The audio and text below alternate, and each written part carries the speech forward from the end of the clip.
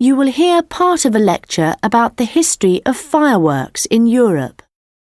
First, you have some time to look at questions 31 to 40.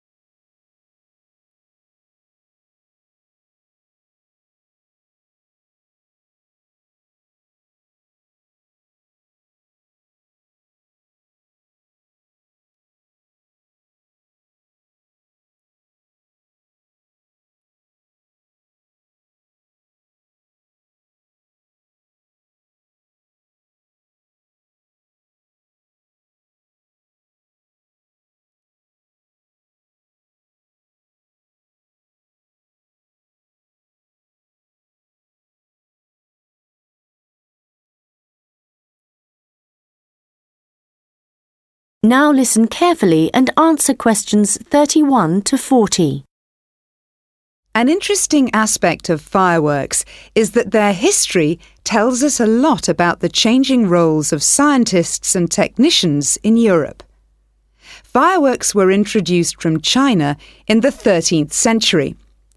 Up to the 16th century, they were generally used for military purposes, with rockets and fire tubes being thrown at the enemy.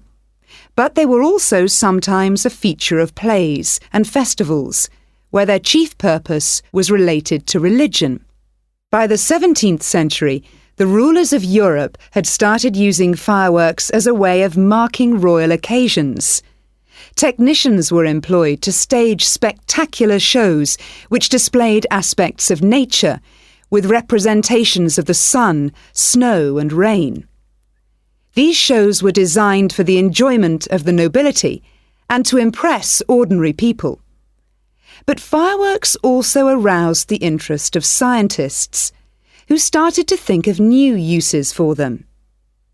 After seeing one firework display where a model of a dragon was propelled along a rope by rockets, scientists thought that in a similar way humans might be able to achieve flight, a dream of many scientists at the time. Other scientists, such as the chemist Robert Boyle, noticed how in displays one firework might actually light another, and it occurred to him that fireworks might provide an effective way of demonstrating how stars were formed. Scientists at the time often depended on the royal courts for patronage. But there was considerable variation in the relationships between the courts and scientists in different countries. This was reflected in attitudes towards fireworks and the purposes for which they were used. In London, in the middle of the 17th century, there was general distrust of fireworks among scientists.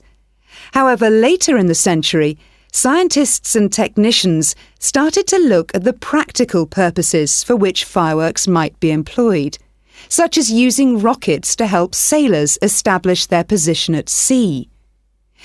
It was a different story in Russia, where the St. Petersburg Academy of Science played a key role in creating fireworks displays for the court.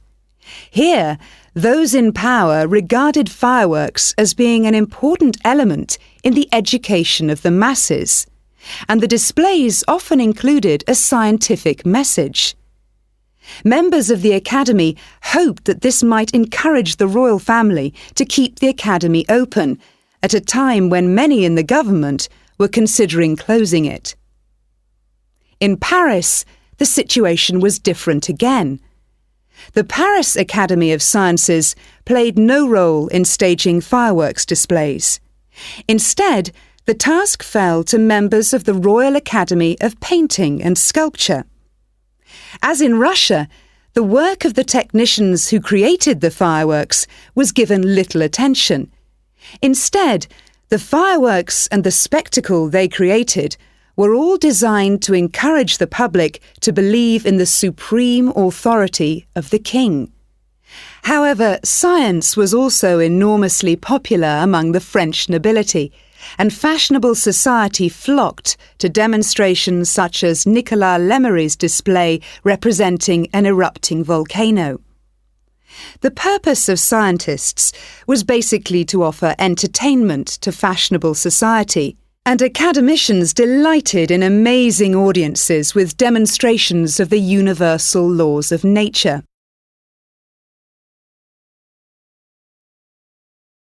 In the course of the 18th century, the circulation of skills and technical exchange led to further developments. Fireworks specialists from Italy began to travel around Europe, staging displays for many of the European courts.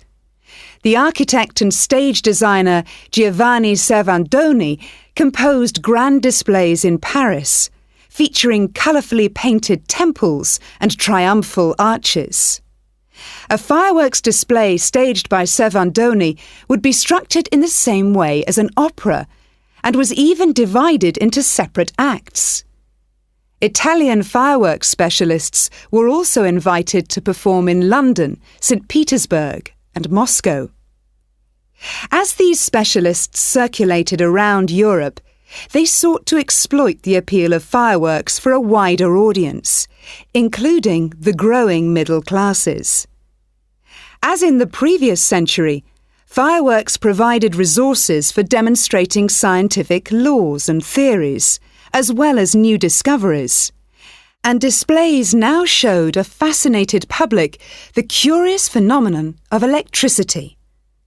By the mid-18th century, fireworks were being sold for private consumption. So the history of fireworks shows us the diverse relationships which existed between scientists, technicians, and the rest of society.